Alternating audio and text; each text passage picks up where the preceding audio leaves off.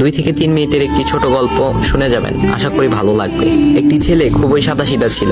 সে একটি দোকানে চাকরি করত। ছেলেটির বেতন ছিল মাত্র 5,000 টাকা। ছেলেটির দোকানের সামনে দিয়ে প্রতিদিন একটি মেয়ে স্কুলে যেত। মেয়েটি প্রতিদিন বোরকা পরে যেত, কিন্তু প্রায়ই মুখটা খোলা থাকতো। একদিন হঠাৎ করে ছেলেটির নজর পড়লো মেয়েটির দিকে। এভাবে বেশ কয়েকদিন যাবার পর মেয়েটি বুঝতে পারলো ছেলেটি তাকে লক্ষ্য করে। মেয়েটিও বাঁকা চোখে ছেলেটির দিকে তাকাতে শুরু করলো। ছেলেটি মেয়ের চলাফেরা দেখে মুগ্ধ হলো। আফসোস করতে লাগলো, ইস, যদি আমিও আজ পড়াশোনা করতে পারতাম, তাহলে সাহস করে মেয়েটির সাথে কথা বলতে পারতাম। মেয়েটি বুঝতে পারলো ছেলেটি তাকে ভীষণ পছন্দ করে। তাই একদিন মেয়েটি ছেলেটির দোকানের পাশে দাঁড়িয়ে রইল। তখন ছেলেটি দুপুরের খাবার খাওয়ার জন্য দোকানের বাইরে আসে। সে চায়ের দোকানে গিয়ে আস্তাকার একটি রুটি খেয়ে পানি পান করে আসতে লাগলো।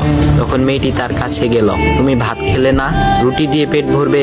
তখন ছেলেটি মেয়েটিকে দেখে অবাক হয়ে গেল। তখন ছেলেটি বলল, আমি ভাত খেলে আমার মা, বাবা আর ছোট বোনকে কি খাওয়াবো? মেয়েটি শিক্ষিত, তাই অল্পতেই বুঝে গেল। সে হাত ধরে বলতে লাগলো, তাহলে তুমি যে আমাকে পছন্দ করো, আমাকে কি খাওয়াবে? তখন ছেলেটি বলল, আমি তো তোমাকে আপন করে পাওয়ার জন্য দেখি না, কারণ সে যোগ্যতা আমার নেই। তবে এটা সত্যি যে তোমাকে দেখলে আমার খুব ভালো লাগে, তাই দেখি। মেয়েটি ছেলেটির কথা শুনে চোখের পানি ধরে রাখতে পারলো না। সে বুঝে গেল ছেলেটির চরিত্র ও ভাবনা অনেক সুন্দর। সেদিন মেয়েটি চলে গেল। বাসায় গিয়ে রাত্রিবেলা মেয়েটি অসুস্থ হয়ে পড়লো। পরে তাকে ডাক্তারের কাছে নিয়ে আসা হলো।